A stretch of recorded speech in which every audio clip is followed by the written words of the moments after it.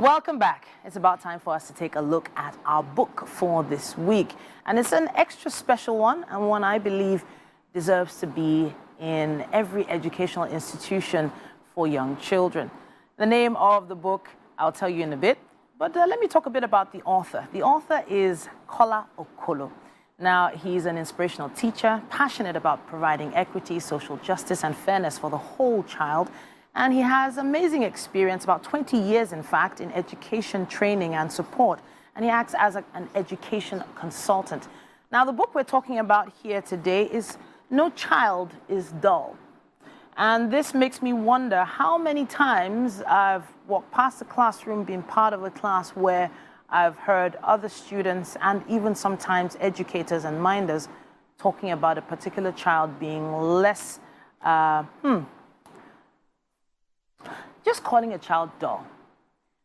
We have a conversation that's going to start from here, but probably delve into other areas as well. It's great to have you in the studio. Thank you for having me. It's a pleasure. Let us in on the story behind this book. Yeah, so the story behind No Child is Dull is a bit personal and professional. Professional in the sense that I've been in education for 20 years, like you rightly said. I've been a senior school leader, and it was one of my roles as an assistant principal with direct line management over SEND, which is the special educational needs and disabilities. I'm still looking at how the impact it has on attainment and achievement. Okay. Was one of the reasons why I thought I had to put something together. But from a personal level, okay. Obviously I've got a son as well, and it was during his time trying to write an exam, which is 11 plus, okay. That would inspire me as well to put the book together. Okay. But ultimately, as a trainer, because I train teachers as well, I train teachers in the UK, in Nigeria, and I've been to Liberia as well. In my travels, in my trainings to different schools, it's so glaring, so easy to see that in those schools, they're not meeting the needs of all these different children.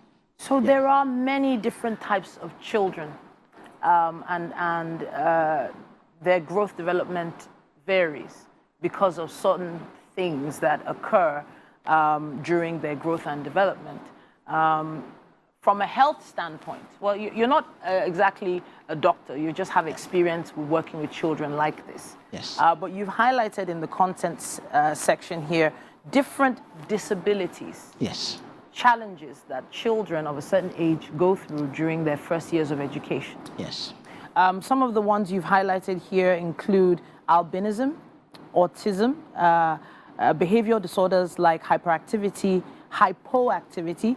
You also talk about Down syndrome, hearing impairments, learning disabilities like AD, is it ADD? Or ADHD. ADHD, yeah. Attention deficit disorder, auditory processing disorder, which I think is dyslexia. No, one of them? It's got to do with how they can process information and okay. also the, yeah. So it's like the, sort of like, so dyslexia has to do with vision. Yes. And then this one has to do with? Listening. Okay, all right. So there's so much here. And you've sort of broken it down into sort of layman's terms. Am I right? Yes. I mean, it's quite a lot.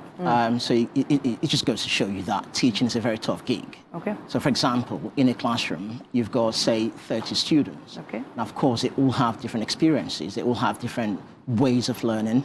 They all have different learning needs. Okay. Now, as a teacher, you're trying to make sure that you're meeting every single child's need. Okay. So the way I've done the book, I've done it to be so easy to access. So in terms of the language, it's very user-friendly.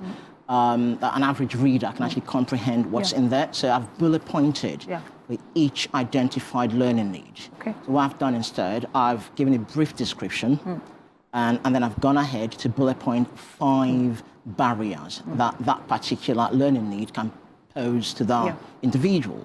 Now, even better, I've actually come up with 5 proven strategies to remove each of those identified barriers. Now, it's all about application. If you apply it consistently, you should be able to remove the barrier in front of that particular student.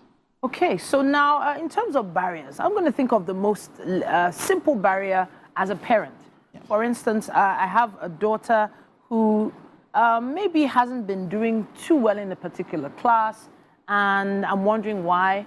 A lot of parents here in Nigeria think, oh, the child needs extra lessons, or the child is not serious, or the child plays too much.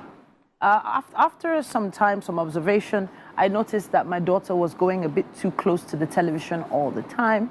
I started pulling her back after shouting probably 2-3 times, move back, you're too close, you're too close.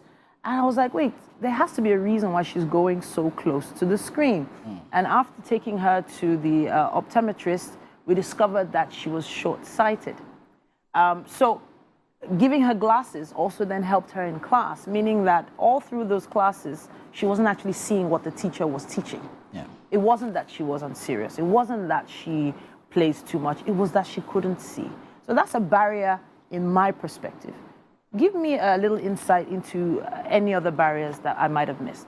So that's absolutely incredible. And I mean, I did write about that one. So you've got students that virtual impairment. Okay. Visual, yes. Visual impairment, I beg your pardon. Now, obviously, the one you've said, if that student, that child, had an IEP, which is an individualized educational plan, or an individualized educational program, which most schools, pretty much every school in the UK, will have that. So within the SEND department, every child with an identified learning need would have a bespoke prescriptive plan to support them, to ensure that they remove that barrier. So with your child, for example, that would have been missed for a very long time, and the teacher would have probably come to that conclusion that your child couldn't access the content of the curriculum on offer. If she was abroad, for instance. Absolutely. But So here in Lagos, what they could have done would have been to review the seating plan based on the vision of the child. Absolutely. So in other words, have the child sit in front of the class as opposed to the back. As opposed to the back. Now, of course, that would come from knowing that student. So the first step is all about knowing that particular student.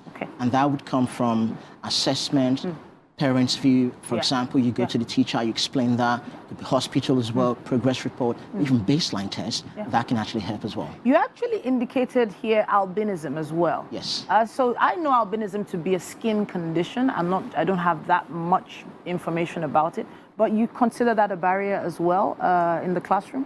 So yeah, it's so albinism is a rare genetic disorder. Where that particular person doesn't have the usual amount of melanin pigment. So melanin is a chemical that's responsible for your eye color, your skin color, your hair color. Now, they suffer from photophobia. Pretty much, meaning they're very sensitive to light.